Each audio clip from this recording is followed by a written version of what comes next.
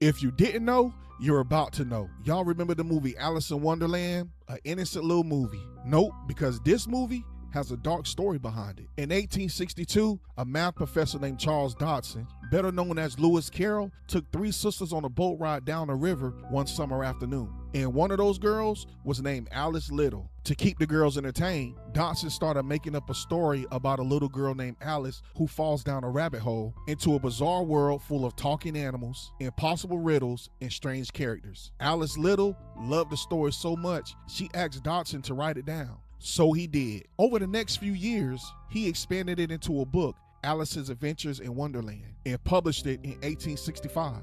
The little girl in the story was inspired by a real little girl, and many people believe several of the characters and places were inspired by people and locations Dodson knew around Oxford. But here's where the story gets dark. As the book became one of the most famous children's stories ever written, people started wondering about the relationship between Lewis Carroll and Alice Little, because Alice Little was only 10 years old and Lewis Carroll, he was 30, and they spent a lot of time together. Carol and Alice would write letters to each other. He and her spent time together with her and her family, and they took lots of photographs together. And those photographs later fueled decades of speculation, where people were saying Carol Lewis and Alice Little were in a relationship. But the problem is, no one knows exactly what happened behind closed doors. Some people believe that their relationship was completely innocent and normal in the Victorian era. Other people say he was deeply in love with Alice Little, but no one knew if there was actually something more, and no one came to a definite conclusion